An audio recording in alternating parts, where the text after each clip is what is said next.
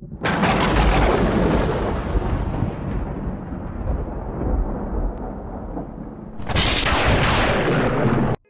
eat that popcorn until you have seen this.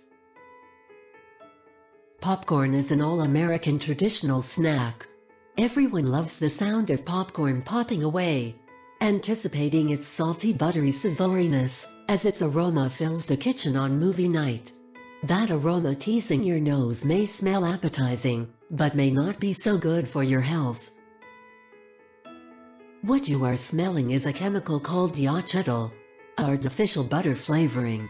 Because of its distinctive buttery flavor and aroma, diacetyl is used in food production for snack foods, baking mixes, margarine and other vegetable oil-based cooking products. Diacetyl is an organic chemical compound that can occur naturally in small amounts in nature and during fermentation of alcohols or traditional dairy products. So there's not a great risk of consuming it in that fashion. However, industrial production of diacetyl requires a number of chemical reactions to produce. When diacetyl is heated, it evaporates, releasing harmful fumes into the air. According to a study by the National Institute for Occupational Safety and Health, factory workers in plants producing microwave popcorn developed obstructive lung disease or scar tissue on the lungs from inhaling the fumes of diacetyl over time. Use of butter-flavored oil, sprays, and spreads in restaurant kitchens puts workers at risk of overexposure, comparable to factory workers. Another recent 2016 study published in the Current Opinion in Pulmonary Medicine, a journal, found biopsy-proven cases of bronchiolitis obliterans in heavy consumers of microwave popcorn, a condition causing fibrosis of lung tissue. Some brands of microwave popcorn advertise on their labels that they don't use diacetyl. Though that may be true, that still doesn't mean it's safe. That just means they're substituting diacetyl for another artificial butter flavor, which is usually just as bad as diacetyl. Acetylpropionyl, for example, is the common substitute for diacetyl, also known as 2,3-pentanedione. This chemical is also used in paint and pesticides, but conveniently has a buttery, cheesy flavor.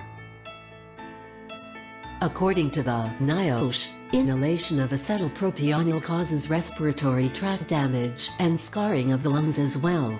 It also has mutagenic effects on the brain.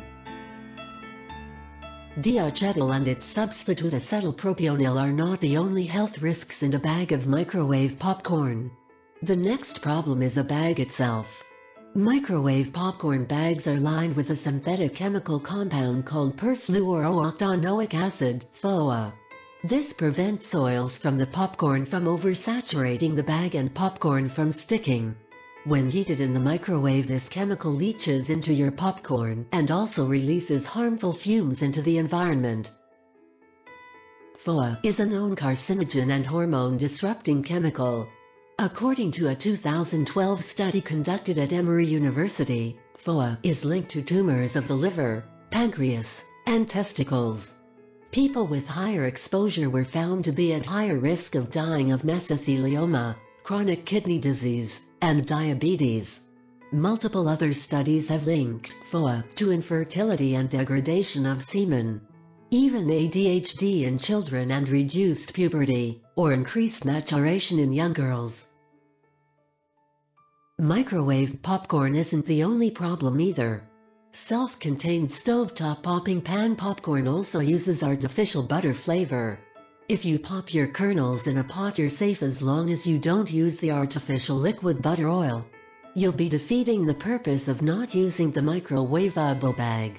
One way to minimize the risk of inhaling harmful fumes is to use real butter or apply your butter substitute after the popcorn has finished to avoid as much heat as possible.